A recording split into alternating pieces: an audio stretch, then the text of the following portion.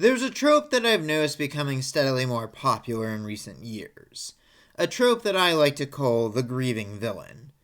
The actual official term for it is necromantic, but I'm not really a fan of that term for various reasons. Regardless, the trope is actually quite old, and I'm sure most of you have seen at least a fair few examples in your lifetimes. The antagonist of the story is driven by a desire to resurrect someone close to them. Usually it's a guy trying to bring back his wife or girlfriend, but the trope can also be played out with a child, parent, sibling, friend, whatever. The thing to note about grieving villains is that their end goal itself isn't technically evil. After all, they're only trying to bring back someone they care for deeply. The problem is that doing so usually involves a process that causes serious harm to other people or even the world itself. It's less so a matter of the villain setting out to cause trouble, but more so how much damage they can end up doing in pursuit of their goal.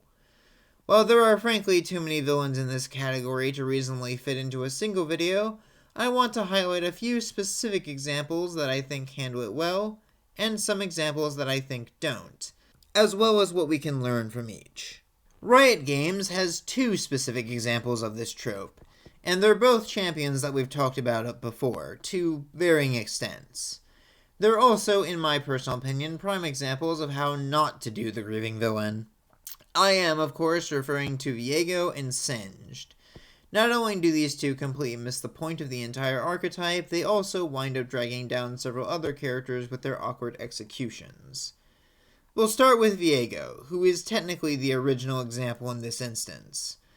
As I've already said, I did a whole video about him a while back, but to briefly run back over some of the basics, he's a character who was teased and built up within the lore even before the initial Great Retcon, being the source of the curse that trapped the Shadow Isles in a state of undeath.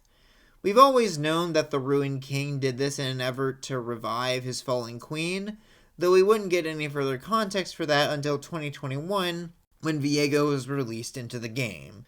Putting aside all the other issues with the character, the basic idea behind Viego is as follows. He married a common woman despite the protests of the royal court, nearly ran his kingdom into the ground, and was nearly assassinated for it. Isolde, his wife, took the poison dagger that was meant for Viego. He drained the royal coffers looking for a cure, but by the time one arrived, Isolde had already passed. This led to Viego seeking out the Blessed Isles, where he performed a forbidden ritual to try and revive Isolde from the dead. Unfortunately, things went horribly wrong and cast a curse of undeath upon every living thing in the area, turning the Blessed Isles into the Shadow Isles. Though Viego himself became yet another wraith, Isolde's spirit was fragmented, scattered across Runeterra as a consequence of his actions.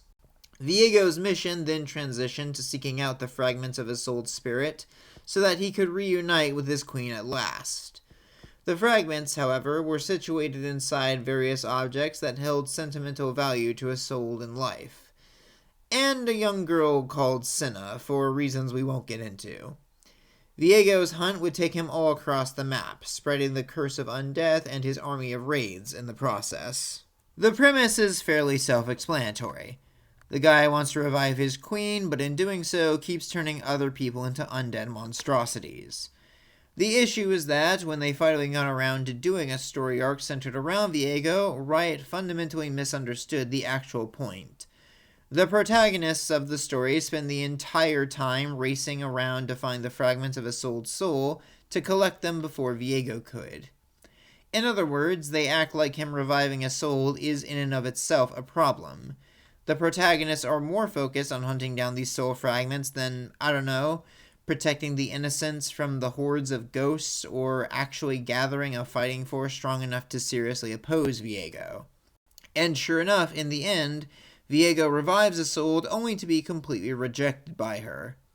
In other words, not only was it kind of meaningless to try and stop Viego from reviving her at all, but the heroes don't even manage to do so. In the end, Isolde's spirit is effectively deleted after she allows Akshan to shoot her with the Absolver, and Viego is left tied up in Camivore because Riot wants to save him for later or something, despite the fact that his entire character motivation is gone now. Yeah, Viego's a mess, and believe me, that's only scratching the surface of all the issues with his character. However, there is another Grieving Villain on League's roster who is arguably just as bad, if not worse. Singe was never meant to fall into this archetype, though. To be honest, his character has gone through quite a few shifts over the course of his existence. Singe began as a cartoonishly silly mad scientist, then moved on to being a depraved, amoral sociopath willing to do just about anything to unlock the secrets of life, to a depressed father simply trying to revive his little girl. The latter is, of course, a result of Arcane, which retcons Singed into being Orion's father instead of the already established character of Corin Revik. Now, don't worry, I'm not going to go out of my way to talk about Arcane or my feelings about it again in depth. That said, it does need to be acknowledged that at the end of this show, Singed wins. Completely. By using the last dregs of Hextech that remain after Victor and Jace mind meld or whatever, he's able to resurrect Oriana as a metal-human hybrid similar to what Victor had become. We never really get to know her thoughts or feelings about this, but she doesn't seem so much distraught as simply bewildered. At the very least, Oriana doesn't appear to resent her father for making her this way, and I doubt she even really knows about all the war crimes he's complicit in. By that same token, Singed, as far as we know, is never held accountable or made to pay for the atrocities he committed. He's a grieving villain that seemingly actually succeeds in his goal with no consequence. At least, none that we ever get to see. There's a possibility that he may come to regret turning his daughter into an unaging, semi-emotionless puppet, but again, we do not ever get to see that. The idea of a grieving villain that wins actually feels off to me. Granted, villains winning in general is something that's very hard to do right, since you're denying your audience what would normally be considered a satisfying or even gratifying ending. In the case of Singe, though, I'm not really sure it works. Not only did his arc feel somewhat rushed, but it also feels bizarre to me that no one would try to arrest this man after the things that he's done. Given that Hextech nearly caused the apocalypse, I can't imagine the new Zontover Council would actually allow Oriana's continued existence. More than anything, though, a grieving villain that does actually succeed with no strings attached feels kind of antithetical to the whole concept. The trope and its entire premise serve as an analogy for what happens when people allow grief to consume them. As hard as it may be, you have to learn to move on, or your obsession with reclaiming what was lost causes damage to you and everyone around you. It's a moral lesson for both the villain and the audience. So having the grieving villain well and truly triumph just feels like it misses the whole point. That said, it's not entirely impossible to do. An actually good example of this would be Strange Supreme from Marvel's What If series. Now, What If as a whole was kind of a train wreck, but people generally agree that one of the few good episodes from it was What If Doctor Strange lost his heart instead of his hands? Kind of a mouthful of a title, but the episode basically revolves around the idea that Strange got into a car accident that resulted in the death of his girlfriend, rather than him winding up crippled. Though this still leads him to becoming a powerful sorcerer and even facing the forces of evil with the Eye of Agamotto. Afterwards, however, this version of Strange gets the idea to use the Time Stone within to try and undo Christine's death. Sadly, this is easier said than done. Since her demise was the catalyst for this universe's branching point, saving Christine would effectively create a paradox that the universe can't allow. As such, she continues to die tragically no matter what Strange attempts. Strange doesn't relent, though. He finds a secret temple filled with forbidden knowledge and studies how to absorb the power of demons. Strange spends countless nights consuming the power of various hellish entities until he amasses the might to rival gods, and perhaps even fate itself. Another version of Doctor Strange steps in to oppose him, but even that's not enough, and Strange Supreme finally manages to revive Christine. However, doing so effectively winds up breaking time, and he's forced to watch his entire universe collapse in on itself. Christine is alive just long enough to see the eldritch monstrosity Strange has become, terrify both of him and the coming cataclysm. In the end, Strange Supreme is left no recourse but to drift endlessly in the empty void that was once his reality, a being so strong that he alone survived the death of his universe. Strange Supreme is a prime example of living with the consequences of your own actions. He couldn't accept reality, so he destroyed it, and ended up with nothing. This, in my opinion, is how to have a grieving villain win, by still ultimately losing in the end. Strange Supreme defeated the hero who tried to stop him, became a monster in pursuit of his goal, and revived his love, only to be rejected by her and suffer the consequences of his actions forever. It's still tragic in the way that millions of people lost their lives to Strange Supreme's obsession, but at the very least, the antagonist faces retribution for it. Let's just ignore what the show does with him later. Another example is Charmcaster from Pen 10, specifically Ultimate Alien.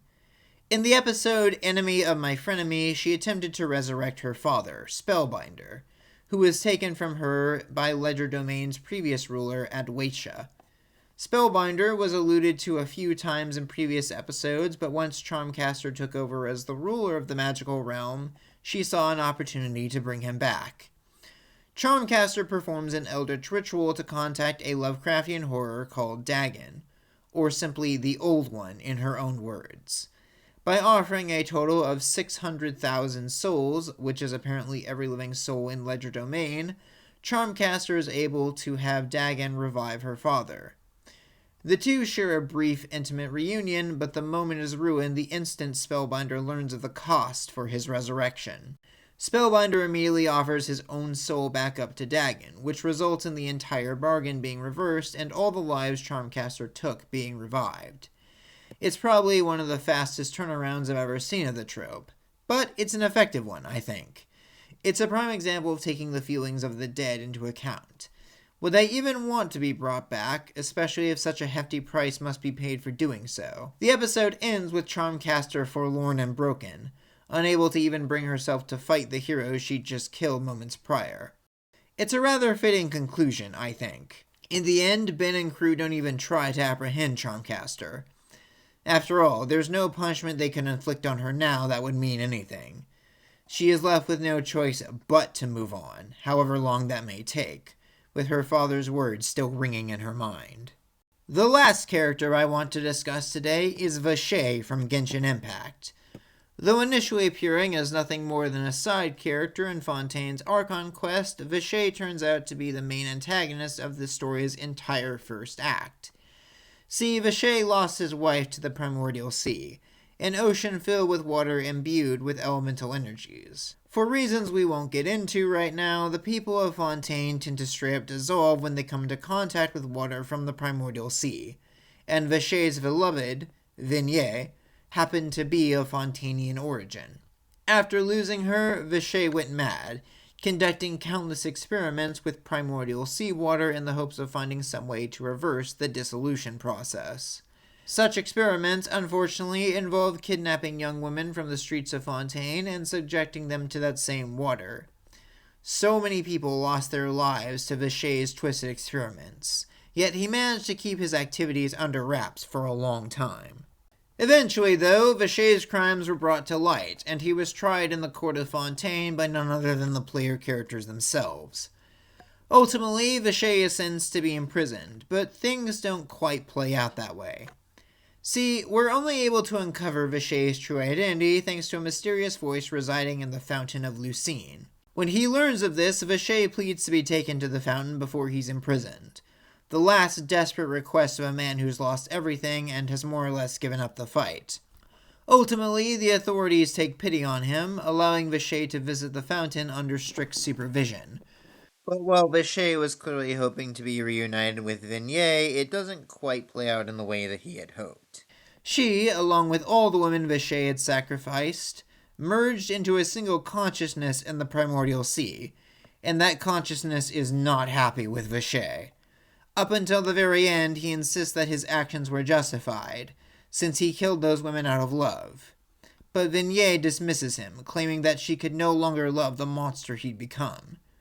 We are then treated to a very chilling scene of Vache being dragged down to a watery grave by the vengeful spirits of his victims, accompanied by one word: drown. As the grieving villains go, this might just be one of my favorite interpretations of the trope.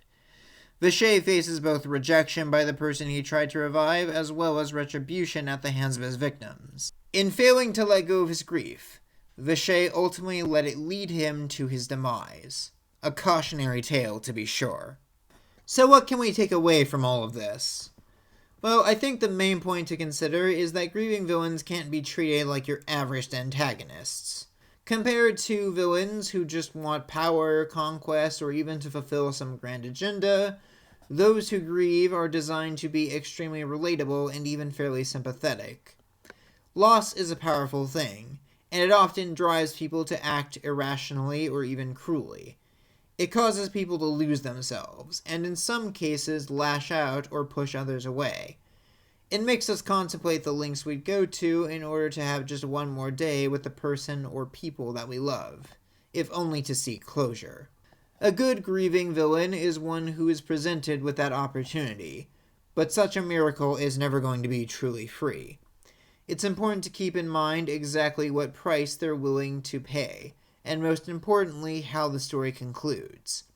After all, grieving villains do have a tendency to get what they want in the end, but never quite in the way that they had imagined. Their loved ones reject them, or are sometimes brought back in undesirable ways, serving as a lesson to the antagonist about their own folly. In short, a grieving villain is an antagonist designed to both win and lose at the same time, which can be a tricky tightrope to walk. If you intend to write one, make sure to keep that in mind.